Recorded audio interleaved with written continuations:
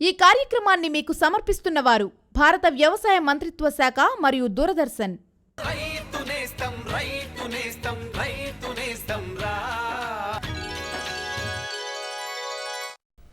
నమస్తే, రైతు నేస్తం కార్యక్రమానికి స్వాగతం. నా పేరు సుష్మా. ముందుగా వ్యవసాయ సమాచారం చూద్దాం. ప్రస్తుతం వరి నారుమళ్లలో గత 15 రోజుల నుండి తెలంగాణ జిల్లాలో రాత్రి ఉష్ణోగ్రతలు సాధారణం కన్నా 2 నుండి 3 డిగ్రీల సెల్సియస్ తగ్గిపోవడం వలన నారు పసుపు రంగులోకి మారి చనిపోతుంది. దీని నివారణకు గాను వరి నారుమళ్లపై పాలిథిన్ పట్టాను కర్రలతో ఊతమిచ్చి సాయంత్రం 6 గంటల నుండి గాలి చొరబడకుండా కప్పి ఉంచి ఉదయాన్నే తీసివేయాలి. తర్వాత నారుమడికి బావి లేదా బోరు నీళ్లు పెట్టాలి. చలి తీవ్రత ఎక్కువగా ఉన్న చోట్ల కార్బండిజం 25% మరియు మ్యాంకోజెబ్ 50% కలిపిన మిశ్రమ శిలీంద్ర నాశనాన్ని 2.0 గ్రాములు 1 లీటర్ నీటికి చొప్పున కలిపి వారం రోజుల వ్యవధితో 2 సార్లు పిచికారీ చెయ్యాలి. నారు పీకే 7 నుండి 10 రోజుల ముందు ఎకరాకు సరిపడు నారుమడికి కార్బోప్యూరామ్ 3G గుళికలను 800 గ్రాముల చొప్పున వేయాలి. ప్రధాన పొలాన్ని బాగా దమ్ము చేసుకొని ఎకరానికి 20 కిలోల జింక్ సల్ఫేట్ తప్పనిసరిగా వేసుకోవాలి.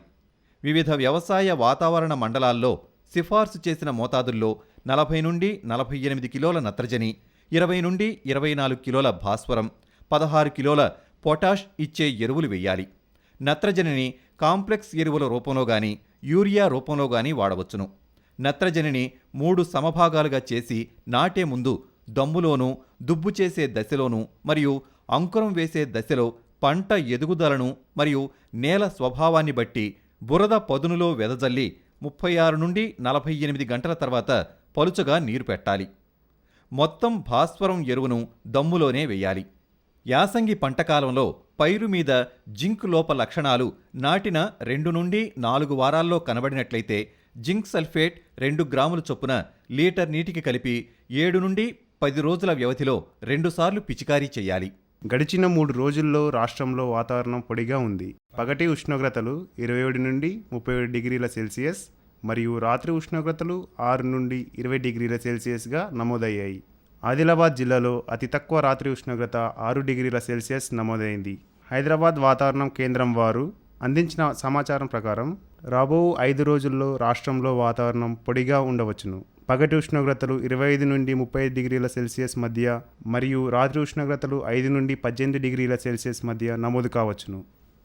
జనవరి 13 శుక్రవారం సాయంత్రం 5:30 ప్రసారమయ్యే రైతు నేస్తం ప్రత్యక్ష ఫోన్-ఇన్ కార్యక్రమంలో గొర్రెల పెంపకంలో పాటించవలసిన యాజమాన్య పద్ధతులు ఈ అంశాన్ని గురించి రాజేంద్రనగర్ పశువైద్య కళాశాల associate professor doctor N Rajanna గారు రైతులు అడిగే ప్రశ్నలకు నేరుగా సమాధానాలిస్తారు.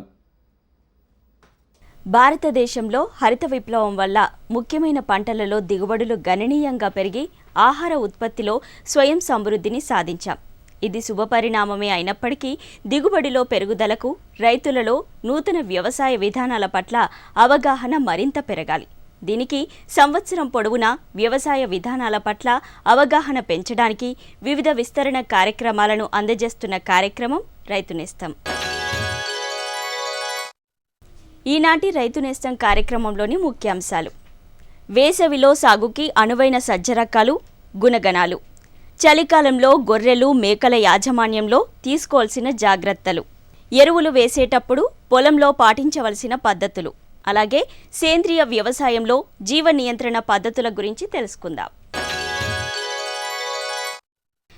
పూర్మ్యాన్ ఫుడ్గా పిలువబడే చిరుధాన్యాలలో సజ్జ అత్యంత ప్రధానమైనది. సజ్జ పంటని చిన్న సన్నకారు రైతులు మెట్ట ప్రాంతాలలో, నీటి సదుపాయాలు లేని ప్రాంతాలలో వర్షాధారంగా సాగు చేస్తారు. సజ్జ పంట బెట్ట పరిస్థితులను తట్టుకునే తక్కువ పెట్టుబడితో ఆశించినంత ఫలితాలు అందజేస్తుంది.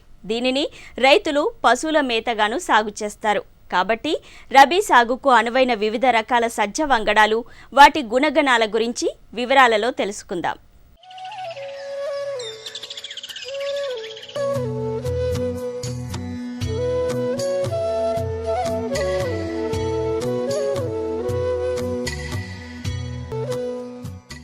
రబీ చిరుధాన్యాల సాగులో సజ్జ పంట ఒకటి. ఈ సజ్జ పంట బెట్ట పరిస్థితులను తట్టుకుంటుంది. కాబట్టి దీనిని రైతులు ఏ నెలలోనైనా విరివిగా సాగు చేస్తారు. అదేవిధంగా సజ్జ సాగు చేసే రైతులు అధిక దిగుబడుల కోసం విత్తే ముందు మంచి వంగడాలను ఎంపిక చేసుకోవాలి. రబీ సజ్జ సాగుకు అనువైన సజ్జ రకాలు, వాటి గుణగణాలను గూర్చి డాక్టర్ శశిభూషణ్ గారి మాటల్లో విందాం. సజ్జలో కాంపోజిట్ రకాలు, సంకర రకాలు మనకు అందుబాటులో ఉన్నాయి. కాంపోజిట్ రకాలైతే ఇవి 2-3 రకాల మిశ్రమం కాబట్టి ప్రస్తుత కాలంలో ఈ సీడు తక్కువగా ఉంది. అయితే దీంట్లో కాంపోజిట్ రకాలలో ముఖ్యంగా ICTP 8203 మరియు రాజ్ 171, ICMB 221 అనే రకాలు మనకు మార్కెట్లో ఉన్నాయి. అయితే ఈ రకాలన్నీ మనము మళ్ళీ కూడా వాడుకోవచ్చు. వాడుకోవడానికి కొన్ని ప్రమాణాలను పాటించాల్సి వస్తుంది, లేదా మనం మార్కెట్లో లభ్యమయ్యే ఈ రకాలను ఎన్నుకొని వాడుకోవచ్చు. ఇకపోతే సంకర రకాలు, ఈ రకాలు చీడపీడలను తట్టుకోవడమే కాకుండా హైబ్రిడ్ రకాలు కాబట్టి మంచి దిగుబడులని ఇవ్వడానికి ఆస్కారం ఉంటుంది. సంకర రకాలలో ప్రధానంగా తక్కువ కాల పరిమితిలో మనకు కోతకు వచ్చే, అంటే 60 నుంచి 65 రోజుల్లో కోతకు వచ్చే HHP 67 అనే రకము మనకు మార్కెట్లో ఉంది. ఇది దాదాపుగా 7 నుంచి 8 క్వింటాల దిగుబడిని ఇస్తుంది. ఇదే కాకుండా మన ప్రాంతీయ వ్యవసాయ పరిశోధన స్థానం నుండి విడుదల చేయబడినటువంటి PHB3 అనే రకము వేరుకంకులను తెగులను తట్టుకోవడమే కాకుండా 3 కాలాలకి అనుకూలంగా ఉంటుంది. ఇది దాదాపుగా 1.5 మీటర్ నుంచి 2 మీటర్ల ఎత్తులో ఉండి మంచి పిలకలని 3 నుంచి 4ను ఇవ్వడమే కాకుండా దాదాపుగా 12 నుంచి 15 క్వింటాల దిగుబడిని ఇస్తుంది. ఇకపోతే ఇవే కాకుండా ICMH 356 అనే రకము మరియు RHB 121 అనే రకాలను కూడా మనము సాగు చేసుకోవచ్చు. ఇవే కాకుండా ప్రైవేట్ రకాలు మార్కెట్లో చాలా ఉంటాయి, అవి కూడా మనము సాగు చేసుకోవడానికి అనుకూలంగా ఉంటాయి. ఇప్పుడు విడుదల చేయటువంటి సంకర రకాలన్నీ కూడా వేరుకంకు తెగులను తట్టుకొని మంచి దిగుబడులను ఇవ్వడానికి ఆస్కారం ఉంటుంది. విత్తన శుద్ధి విషయానికి వస్తే ఇంతమూలు తెలిపినట్టు ఈ సంకర రకాలన్నీ కూడా మనకు చీడపీడలను తట్టుకునే శక్తి ఉండడం వల్ల వీటిని పెద్దగా మనం పాటించాల్సిన అవసరం లేదు. కానీ కొన్ని సందర్భాల్లో మనము విత్తన శుద్ధి చేసుకోవాల్సిన అవసరం వచ్చినప్పుడు 2% ఉప్పు నీటి ద్రావణంలో విత్తన శుద్ధిని చేసుకోవాలి. థైరమ్ క్యాప్టాన్ అనే మందులని 3 గ్రాములు 1 కేజీకి విత్తన శుద్ధి చేసుకోవడం ద్వారా దాదాపుగా మనము తెగుళ్ళ నివారణ చేయవచ్చు. మనము 2 కేజీల హైబ్రిడ్ సంకర విత్తనాన్ని 1 ఎకరాకు సరిపోయేటట్టు డైరెక్ట్గా 45-15 సెంటీమీటర్ల వెడల్పుతో మనము నాటుకోవచ్చు ప్రధాన పొలంలో. ఇక మన యాజమాన్య పద్ధతిలో ఫర్టిలైజర్ విషయానికి వస్తే 35-16-15 కేజీ పర్ ఎకరాకి నత్రజని, భాస్వరం, పొటాష్ ఎరువులను వాడి మంచి దిగుబడులని పొందవచ్చు. రైతు నేస్తం కార్యక్రమంలో చిన్న విరామం. ఇదిగో ఇంకా చెప్పు. అంతే. అరే అదేమిటయ్యా, ఇంత కొంచెం రసాయనిక ఎరువా? పొలం పనులు మానేసావేంటి? పొలం పనులు కాదు, అమాయకత్వాన్ని వదిలేశాను. మట్టి పరీక్షలు జరిపించాను. ఏం లేదు, ఇప్పుడు ఎంత అవసరమో అంతే ఎరువుని పొలంలో జల్లుతాం. రైతన్నలు ఈ రోజే మీ సమీపంలోని జిల్లా భూపరీక్ష ప్రయోగశాలలో మట్టి పరీక్షలు జరిపించండి. మట్టిలోని పోషక తత్వాలు, తేమ, మొక్కల అభివృద్ధిని దృష్టిలో పెట్టుకుని కావలసిన పోషక తత్వాల్ని జల్లండి. అన్నట్టు మట్టిలోని సల్ఫర్, జింక్, బోరోన్ వంటి సూక్ష్మ పోషక తత్వాల గురించి తెలుసుకోవడం మర్చిపోకండి. ఎరువు ఇంకా జైవిక ఎరువుల్ని సరిగ్గా వాడి నేలలోని ఉత్పాదక శక్తిని పెంపొందించండి. దిగుబడిని పెంచి ఖర్చుని తగ్గించండి. అమూల్యమైన విదేశీ ద్రవ్యాన్ని పొదుపు చేయడంలో సహకరించండి. అంతేకాదు, కొద్దిగా నత్రజనిని అందించే ఎరువులు అంటే వేపతో కూడిన యూరియాకి ప్రాధాన్యతనివ్వండి. ఆకుల మీద యూరియాని జల్లండి. అరే వా, నిజంగానే తెలివైన వాడు అయ్యావే.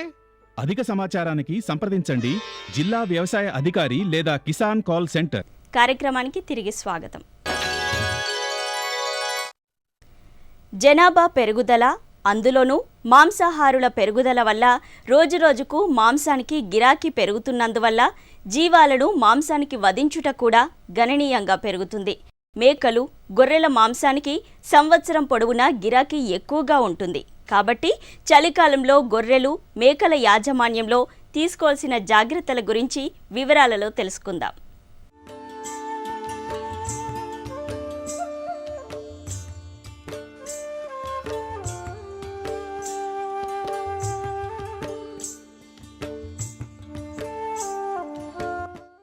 మార్కెట్లో మాంసం డిమాండ్ రోజురోజుకు పెరుగుతున్న దృష్ట్యా చాలామంది ఔత్సాహికులు, రైతులు, పారిశ్రామికవేత్తలు గొర్రెలు, మేకల ఫారాల స్థాపన పట్ల ఆసక్తి కనబరుస్తున్నారు. జీవాల ఫారాలు విజయవంతంగా నిర్వహించడానికి ముందుగా నమ్మకమైన పనివారిని ఎంపిక చేసుకోవడం చాలా అవసరం. అలాగే స్వంత పర్యవేక్షణ, పరిశీలన చాలా అవసరం. అయితే ప్రస్తుతం చలికాలంలో జీవాల పోషణలో మంచి మెళకువలను పాటించాలి. లేనట్లయితే జీవాలు చలికి బక్కచిక్కిపోతాయి, వివిధ రకాల వ్యాధులు ఆశించి మరణిస్తాయి. చలికాలంలో గొర్రెలు, మేకల యాజమాన్యంలో పాటించవలసిన మెళకువలను గూర్చి వెటర్నరీ విశ్వవిద్యాలయ శాస్త్రవేత్త డాక్టర్ సుష్మ గారి మాటల్లో తెలుసుకుందాం. ఈ చలికాలంలో మనము చలికాలంలో పెరిగే పంటలను ముందుగా వేసుకోవాలి. అదేవిధంగా మరి ప్రతిరోజు 200 నుంచి 250 గ్రాములు దానా కూడా వాటికి ఇస్తూ, మరి చలికాలంలో పెరిగే పంటలను మొక్కజొన్న కానీ, జొన్న కానీ, సజ్జ కానీ, గోధుమ లాంటి ధాన్యపు జాతి పంటలను, ఏకవార్షిక పంటలు మరియు కాయజాతిలో చూసుకున్నట్లయితే బర్సీమ్ కానీ, అలసంద కానీ, హెడ్జుల్యూసన్ వంటి పశుగ్రాసాలను ఎంపిక చేసుకొని ఆగస్టు మరియు సెప్టెంబర్ కాలాలలో మనము విత్తుకొని వాటిని చలికాలంలో కోతకు వచ్చే విధంగా చూసుకోవాలి. అదేవిధంగా మరి జీవాలలో ఎక్కువగా సెప్టెంబరు, నవంబరు మాసాలలో మనకు జీవాలు ఎక్కువగా ఈనుతాయి కాబట్టి మరి వాటికి పిల్లలకు కూడా పోషణ ఎంతగానో అవసరము. మరి ఈ పిల్లలతో పాటు తల్లులకు కూడా పోషకాలు చాలా అవసరం కాబట్టి ఈ విధంగా మరి గడ్డి జాతులను మరియు మనము దానాను కూడా ప్రిపేర్ చేసుకొని వాటికి ఇచ్చినట్లయితే పోషణ తగు విధంగా పోషకాహారాలు అందించినట్లయితే పెరుగుదల కూడా సక్రమంగా ఉంటుంది. సాయంకాలం టైంలో కానీ మరి ఉదయం పూట కానీ చల్లని గాలు వీయడం వలన వాటికి అసౌకర్యంగా ఉంటుంది. కాబట్టి మరి మనము ఈ కొట్టాలలో తగు జాగ్రత్త చర్యలు తీసుకొని కొట్టాలలో మరి వెచ్చగా ఉండే స్థలాన్ని వాటికి కేటాయించవలసి ఉంటుంది. మరి ఈ కొట్టాలలో మనము గోనెతట్లను కానీ వేలాడదీయడం వలన, లేకపోతే పిల్లలకు వరిగడ్డి కింద నేల మీద పరవడం వలన మనం వాటికి వెచ్చదనాన్ని అందించినట్లు చేయవచ్చు. అదేవిధంగా మరి ఈ చల్లగాలుల వలన మనకు ఈ జీవాలలో తుమ్ము కానీ, దగ్గు కానీ, లేకపోతే చీమిడి కారణం వలన కానీ, ఈగలు వాడడం వలన వాటిని జీవాలకు ఎంతో అసౌకర్యంగా ఉంటుంది. మరి ఇలాంటి అసౌకర్యాలు వాటికి కలగకుండా చేయాలంటే వాటిని తగు జాగ్రత్త చర్యలు తీసుకుంటూ పొడిగా ఉండేటువంటి ప్రదేశంలో వాటిని ఉంచాల్సి వస్తుంది. శుభ్రమైన ఒక పొడి బట్టతో వాటిని ముక్కులను తూడవడం కానీ చేయాలి. మరి ఈగలు వాటి మీద ముక్కుల మీద వాలడం వలన, లార్వా కానీ వాటి మీద స్రవించడం వలన ఈస్ట్రసోయిస్ అనే ఈ ఒక పారాసైట్ లోపలికి వెళ్ళి మనకు తిక్క రోగం కూడా, మనకు గిడ్ అనే ఒక రోగం కూడా సంభవించవచ్చు. వీటి వలన మనము నష్టాల బారిన పడకుండా మరి తగు జాగ్రత్త చర్యలు తీసుకుంటూ వాటికి పొడిగా ఉండే వాతావరణంను మనం కొట్టాలలో కల్పించవలసి ఉంటుంది. మరి అదేవిధంగా మనము కొట్టాల చుట్టూ కానీ బాహ్య పరాన్నజీవులను నిర్మూలించడానికి కానీ పిచికారీ కూడా మనము చేసుకోవచ్చు. బ్యూటాక్స్ కానీ, సైపర్మెథ్రిన్ కానీ ఒక 2 ml per లీటర్కి మనము కలుపుకొని వాటికి పిచికారీ చేసినట్లయితే గోమార్లు కానీ, పిడుదులు కానీ దోమల బారిన పడకుండా నిర్మూలించవచ్చు. మరి అలాగే మరి వాటి ఆరోగ్య పరిరక్షణ కూడా మనము చూసుకోవాలి. కాబట్టి మరి పేడ పరీక్ష చేసి మరి వాటికి ఏమన్నా అంతర్పరాన్న జీవులు ఉన్నాయేమో నట్టల మందుల నివారణ చర్యలు కూడా తీసుకోవాల్సి ఉంటుంది. ముఖ్యంగా మనము నిక్లోజమైడ్ కానీ, మరి లెవామిజోల్ కానీ వాటికి హిమాంకస్ అనే అంతర్పరాన్న జీవులు కూడా లేకుండా చూసుకోవాలి. అలాగే మరి మనము ఈ చలికాలంలో మనకు వచ్చే వైరల్ కానీ బ్యాక్టీరియల్ డిసీజెస్ కూడా మరి వాటికి సోకకుండా మనము తగు టీకాలు కూడా చేసుకోవాలి. ఈ టీకాలలో చూసుకున్నట్లయితే పీపీఆర్ కానీ, మశూచి కానీ, ఎఫ్ఎండి కానీ ఇలాంటివి వేసుకోవాల్సి ఉంటుంది. అలాగే మరి వాటికి చికిత్స చేసుకొని ఆరోగ్య పరిరక్షణలు చేసుకోవాలి. మరి మంద అభివృద్ధి మనకు పిల్లల మీదనే ముఖ్యంగా ఆధారపడి ఉంటుంది కాబట్టి మనము తగు జాగ్రత్త చర్యలు తీసుకొని వాటిని సంరక్షించుకోవడం అవసరం ఉంటుంది. మరి ఈ పుట్టిన ప్రతి పిల్లను మనం బ్రతికించినట్లయితే చాలా మంచిగా ఉంటుంది. మరి ప్రతి పిల్లను కూడా మరి వాటి పెరుగుదల కోసము మరి తల్లి పాలు కంపల్సరీగా పుట్టిన వెంబడే జున్ను పాలు మనము వాటికి అందించినట్లయితే వాటి నుంచి వచ్చే ఇమ్యూనోగ్లోబులిన్స్ వల్ల రోగనిరోధక శక్తి వచ్చి వాటికి పిల్లలలో ఎంతగానో పెరుగుదల కూడా మనము చూసుకోవచ్చు. నేలలోని వివిధ పోషకాల లభ్యత, నేల స్వభావం తెలుసుకుని పంటలు సాగు చేయడం వల్ల సాగు ఖర్చును తగ్గించుకోవడమే కాకుండా అధిక దిగుబడులతో పాటు మన పంట నేలలను మరిన్ని తరాలకు కాపాడుకున్న వాళ్ళమవుతాం. ప్రస్తుతం రైతులు వివిధ రకాల ఎరువులను నిర్దేశించిన మోతాదుల్లో కాకుండా అధికంగా వాడడం వలన సాగు ఖర్చు అధికమవడమే కాకుండా భూమి నిస్సారంగా మారే అవకాశం ఉంటుంది. కాబట్టి పంట పొలాలలో ఎరువులు వేసేటప్పుడు తీసుకోవాల్సిన జాగ్రత్తల గురించి ఇప్పుడు మనం తెలుసుకుందాం.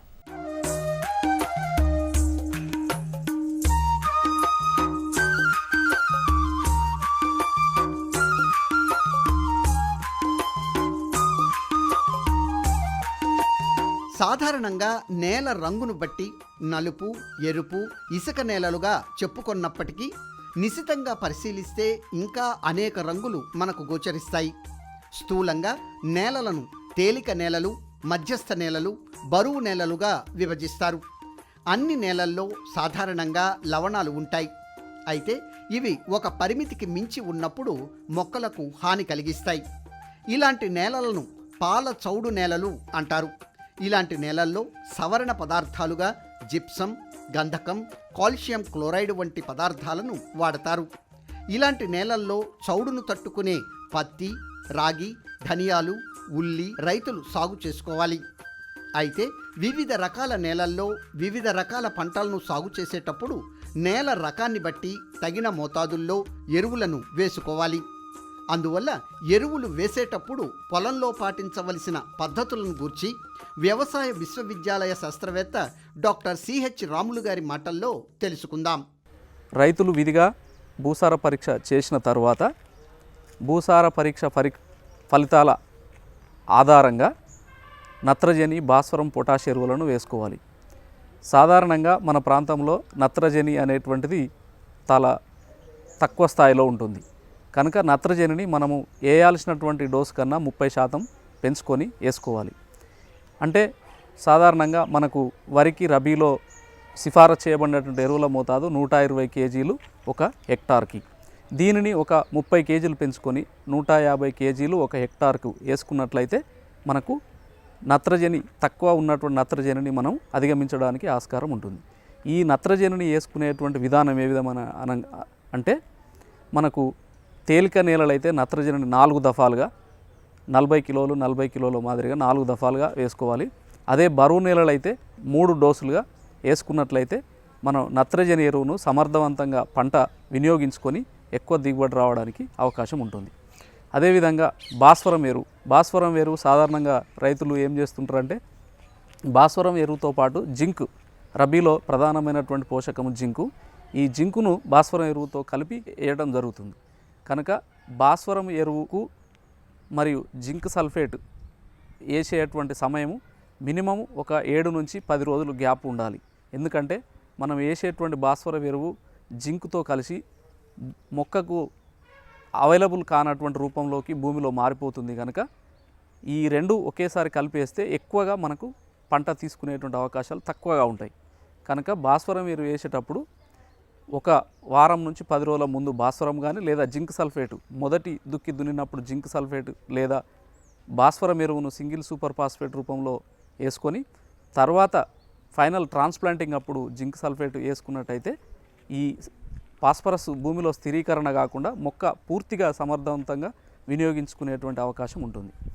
అదేవిధంగా పొటాషియము 40 కేజీల పొటాషియము ఒక హెక్టార్కు సిఫారసు చేయబడింది.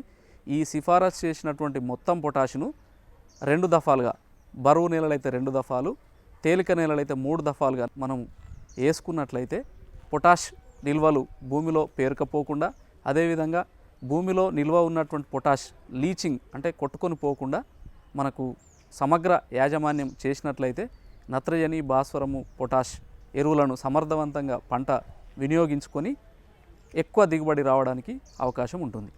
ఇంకొక ప్రధానమైనటువంటి అంశం ఏంటంటే సాధారణంగా రైతులు ఈ ఎరువులు వేసేటప్పుడు పొలంలో ఎక్కువ నీటిని నిల్వ చేయడం ద్వారా మనం వేసినటువంటి ఎరువు రూపంలో ఉన్నటువంటి పోషకాలన్నీ నీటిలో కలిసి కొట్టుకొని పోవడం జరుగుతుంది. కనుక ఆ ఎరువుల పూర్తి సామర్థ్యాన్ని మొక్క వినియోగించుకోవడం లేదు. కనుక ఎప్పుడైనా నత్రజని ఎరువులు వేసినప్పుడు పొలంలో పచ్చితనం మాత్రమే ఉండాలి, ఎక్కువ నీళ్లు ఉండకూడదు. ఎక్కువ నీళ్లు ఉంటే నత్రజని ఆక్సైడ్ రూపంలో నైట్రేట్ రూపంలోకి మారి అది భూమిలో కొట్టుకొని పోవడం జరుగుతుంది. కనుక నత్రజని ఎరువులు వాడినప్పుడు ప్రధానంగా వరి పొలంలో అతి జాగ్రత్తగా వాడుకున్నట్లయితే మనం లాసెస్ను తగ్గించుకొని ఎక్కువ దిగుబడి రావడానికి అవకాశం ఉంటుంది. అదేవిధంగా భూమి యొక్క కాలుష్యం, నీటి యొక్క కాలుష్యంని తగ్గించుకోవడానికి ఆస్కారం ఎక్కువగా ఉంటుంది. రైతు నేస్తం కార్యక్రమంలో స్వల్ప విరామం. నాతో పాటు చెప్పు. A B. అరే వెర్రివాడ, పిల్లాడికి ఏబిసీలు నేర్పిస్తున్నావు. నీకు పనికొచ్చే ఏబిసీలు నువ్వెప్పుడు నేర్చుకుంటావు? ఈ ప్రకటన చూడు. వ్యవసాయ శాస్త్రం చదువుకున్న యువకుల కోసం భారత ప్రభుత్వపు వ్యవసాయ మంత్రిత్వ శాఖ ఒక పథకాన్ని రూపొందించింది. ఏసీఏబిసి. ఏసీఏబిసి? అవును అవును, ఏసీఏబిసి అనగా agri clinics and agri business centre. దీనిలో వ్యవసాయ శాస్త్రం చదివిన యువకులు ఎంపికైన తర్వాత వారికి ఉచిత ట్రైనింగ్ ఇవ్వబడుతుంది. అంతేకాదు, సొంత వృత్తిని నడపడానికి బ్యాంకు లోన్ కూడా లభిస్తుంది. దానితో పాటు యువకులు తమ ప్రాంతపు రైతుల లాభం కోసం వారికి సేద్యం లేదా వారి వృత్తికి సంబంధించిన లాభదాయకమైన సమాచారాన్ని అందిస్తుంటే వారి లోన్పై 36 నుంచి 44% దాకా సబ్సిడీ కూడా లభిస్తుంది. అయితే నేను నేర్చుకుంటాను పనికొచ్చే ఏబీసీ. శభాష్. రండి, స్వయం ఉపాధి పొందుదాం, పొలాల్లో అత్యంత అభివృద్ధిని సాధిద్దాం.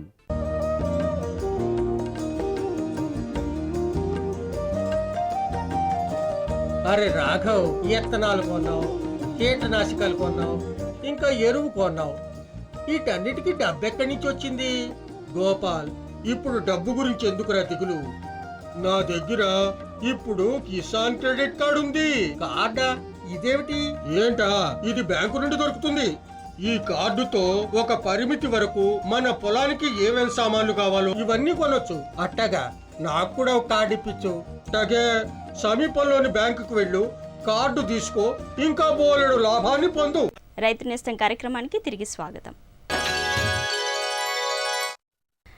రైతులు అధిక దిగుబడులను సాధించడానికి విచ్చలవిడిగా మోతాదుకు మించి రసాయనిక ఎరువులు వాడుతున్నారు.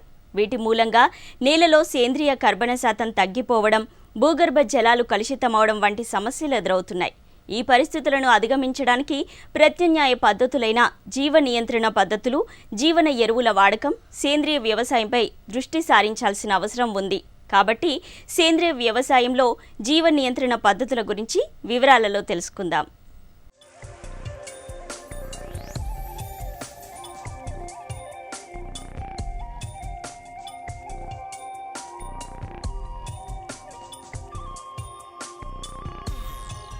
ప్రకృతిలో సహజంగా ప్రతి జీవిపైన దానిని నియంత్రించే పరాన్న జీవులు ఉంటాయి.